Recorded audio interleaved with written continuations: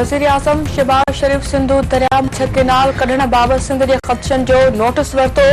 पंजाब समेत चइनी सूबनि खां आबपाशी जे मनसूबनि बाबति तफ़सील तलब।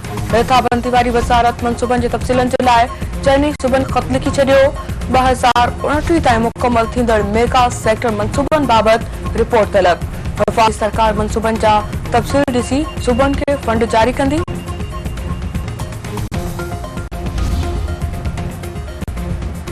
पीपी अगण ख़ुर्शीद शाह चयो आहे त सिंधु दरिया मां केनाल कढिया विया त सूबनि खे वधीक नुक़सान थींदो। आर्मी कानून तहत सभिनी जे रास्ते खां सवाइ को बि मनसूबो ठाहे नथो सघिजे। एहतिजाजी मुज़ाहिरा आईन ऐं कानून जे दायरे में रही थियण घुर्जनि। एहतिजाज विगोड़नि में दिलि थियो त बर्दाश्त न कयो वेंदो। मुज़ाहिरनि दौरान माण्हू जेलनि मां भॼी विया त जेल ख़ाली थी वेंदा। मौलाना फज़ल रहमान ॿुधाए त कहिड़ी आईनी तरमीम सां इंसानी हक़नि जी भञकड़ी थी आहे। कानून साज़ी थियण ताईं VPN खे गैर कानूनी करार नथो ॾेई सघिजे।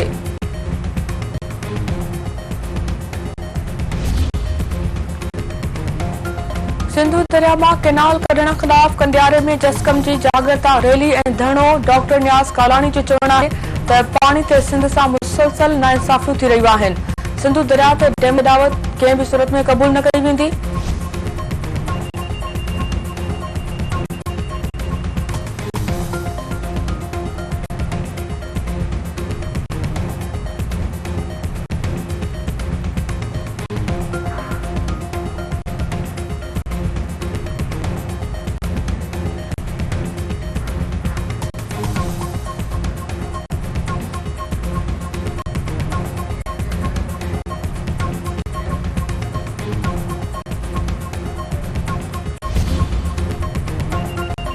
हुकूमत PIA जी ख़रीदारी जे लाइ 10 अरब रुपयनि जो वॉक रद्द करे छॾियो। हिकु दफ़ो ॿीहर वॉक लॻण जो फ़ैसिलो। वफ़ाक़ी वज़ीर अब्दुल अलीम ख़ान जो चवणु आहे त हिकु दफ़ो खांगाइण जो अमल शुरू थी वञे त तब्दील नथो करे सघिजे। हाणे PIA खे खांगाइण लाइ ॿीहर वॉक थींदो। वज़ीर आज़म शहबाज शरीफ जो समूरो ध्यानु PIA खे खांगाइण ते आहे।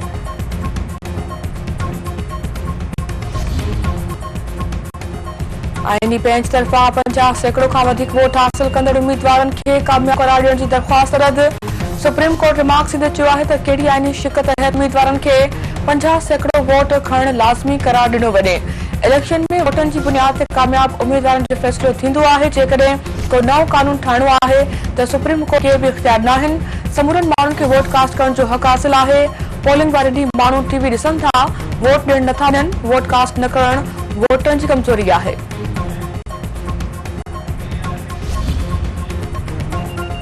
कौमी एक्शन प्लान जी अपेक्स कमेटी जो इजलास मुलतवी। वज़ीर आज़म शहबाज शरीफ जी तबियत ठीकु न हुअण सबबि इजलास हाणे सुभाणे थींदो।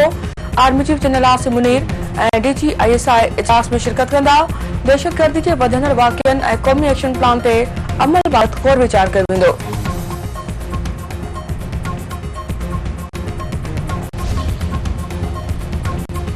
पाकिस्तान जी दिफ़ाई नुमाइश आइडियाज़ 2024 सुभाणे खां शुरू थींदी। कराची में नुमाइश जी तैयारियूं मुकमल। सिक्योरिटी इंतज़ाम निहायत सख़्त। नुमाइश में जदीद रिवायती दिफ़ाई सामान जी भरपूर नुमाइश कई वेंदी। मुल्की दिफ़ाई पैदावार में टैंक, जंगी जहाज़, हेलीकॉप्टर, सामूंडी जहाज़, ड्रोन ऐं मिसाइल ऐं ॿिया हथियार शामिल।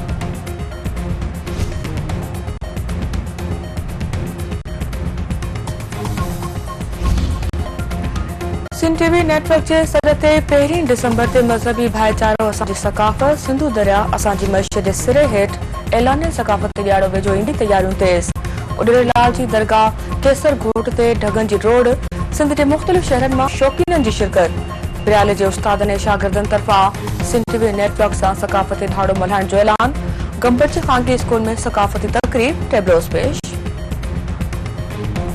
मज़हबी भाईचारो असांजी सकाफ़त सिंधु दरिया असांजी मईशत जहिड़ो वक़ायतो उनवान ॾेई ऐं जेके स्कूलनि में तक़रीरी मुक़ाबला जेके आहिनि उहे कराया था वञनि। इन जो फ़ाइदो इहो थींदो त ॿारनि जे अंदरि तख़लीक़ी सलाहियतूं पैदा थींदियूं। सिंधु दरिया ते जेके डैम अॾिया था वञनि ऐं उते कूड़े कानून जा कानून पास कराया था वञनि त सिंधु दरिया असांखे खपे। मां चाहींदसि त असांजे सिंधु दरिया खे बचायो वञे ऐं जेको जेके माण्हू वीचारा रोडनि था उन्हनि खे पंहिंजो हक़ ॾिनो।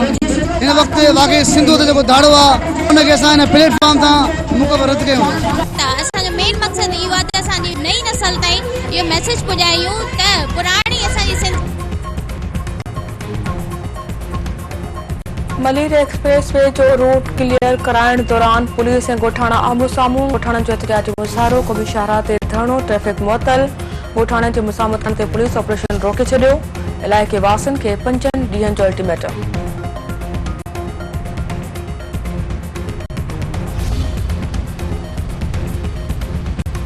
घोटकी में कार इल्ज़ाम हेठि बिटो क़तल हथियार बंदन साजिद सलमा खे गोलियूं हणी क़तल करे छॾियो।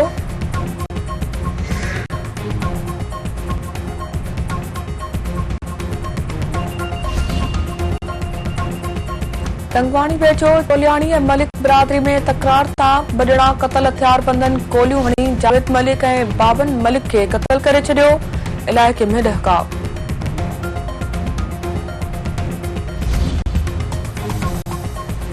जमाल शाह वेझो शादी जी तकरीब दौरान डाहिरी बिरादरी जी बिंदुरनि में झेड़ो। पुलिस एहलकार क़तल। डंडा हलण सबबि पुलिस एहलकार हाजन डाहिरी दमथणी हवाले कयो। वफ़ाक़ी घर वज़ीर ज़ाउल हसन अंचार वाक़े जो नोटिस वरितो। रिपोर्ट अलॻि।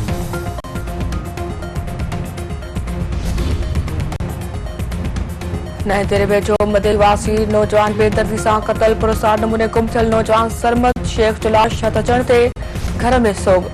वारसनि जो चवणु आहे त संदन कंहिंसां बि दुश्मनी नाहे। नौजवान खे गुनाह क़तल करे वॾो ज़ुल्म कयो वियो आहे।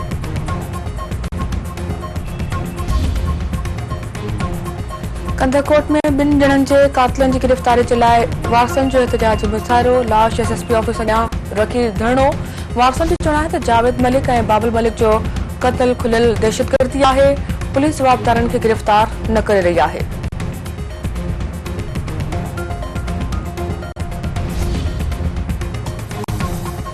कक्कड़ में बदअमनी ऐं नौजवान खां मोटरसाइकिल फुर वाक़े ख़िलाफ़ कमराणी बिरादरी पारां एहतिजाजी मुज़ाहिरो। इंडस हाईवे ते धरणो। अॻवाननि जो चवणु आहे त पुलिस अमन क़ाइम करण में मुकमल तौर नाकाम थी वई आहे। बदअमनी ते साबितो आणे सरदार कमराणी खां फुरथियल मोटरसाइकिल ऐं ॿियो सामान वापसि करायो वञे।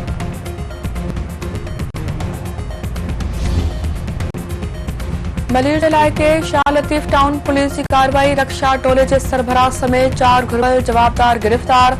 एसएसपी मलिर काशिफ अब्बासी जो चवणु आहे त गिरफ़्तार जवाबदारनि में रक्षा टोले जो सरबराह रहीम बख्श, साबिर आशिक ऐं आसिफ शामिल आहिनि।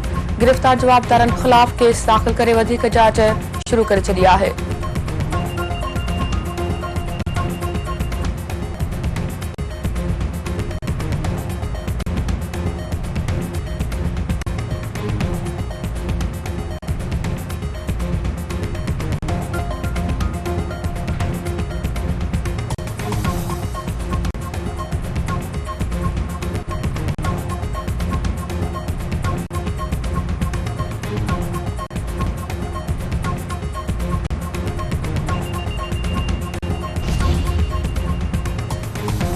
जाम नवाज़ अली वेझो दलोर शाख खे 50 फुट घारो फसल पाणी हेठि। ॻोठाणनि जो चवणु आहे त आपाश अमले जी लापरवाही सबबि घारो पियो आहे।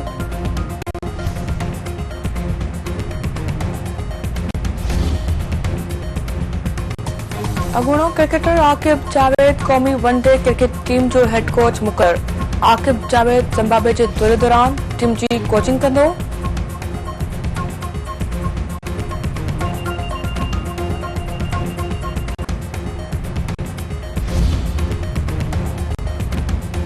ऐं ऑस्ट्रेलिया आख़िरी T20 मैच में भी पाकिस्तान के शिकस्त ॾेई वाइट वॉश करे छॾियो।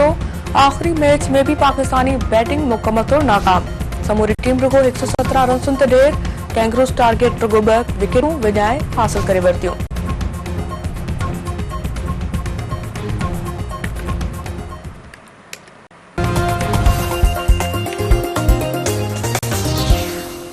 अॼु ई ख़रीद करियो टपाल मेज़बान जो को बि